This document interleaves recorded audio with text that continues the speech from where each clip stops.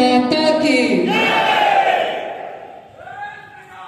भारत माता की, भारत माता की, भारत माता की।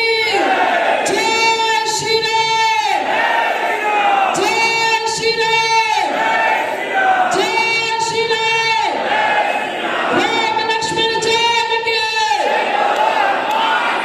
राम लक्ष्मण जानकी, राम लक्ष्मण जानकी।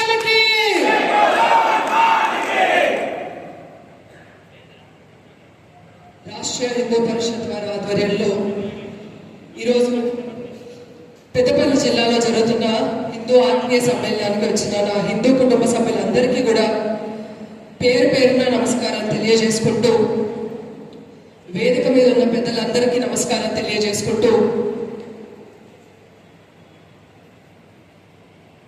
ఇందాక సభ ప్రారంభంలో అన్నగారు 22వ తారీఖు ఏప్రిల్ రోజు కాశ్మీర్లో జరిగిన సంఘటనకు అక్కడ మరణించిన వాళ్ళకి కొంచెం సేపు మౌనం వహించి వాళ్ళకి ఆత్మ శాంతి అయ్యేలాగా చేద్దాము అని ఒక 2 నిమిషాలు మౌనం పాటించాం. మన దురదృష్టం ఏంటి అని అంటే, హిందువుల మీద ఎప్పుడు దాడి జరిగినా,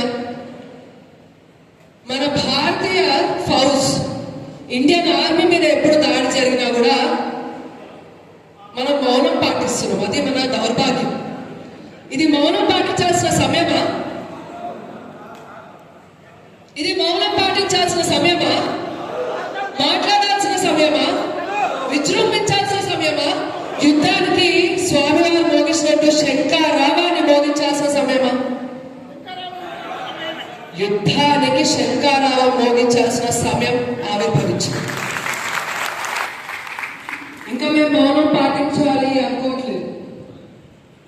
చూసుకుంటామన్నా, రాజకీయ నాయకులకి గుంతలు ఎక్కడున్నారో, వెనక గుంతలు తవ్వేటోళ్ళు ఎక్కడున్నారో మంచిగా తెలుస్తుంది. టెన్షన్ పడకండి. ఎందుకనంటే మేము మా వయసుకి చూసుకుంటే మేము స్వామివారి దగ్గర నుంచి చాలా నేర్చుకోవాల్సిన వాళ్ళు. ఇక్కడికి వస్తే మనందరం కూడా స్వామివారు ఎంతో అమూల్యమైన సమయాన్ని మనకి కేటాయించి ఇక్కడ దాకా వచ్చి అనే సందేశాన్ని చెప్దాం అనుకుంటున్నాం.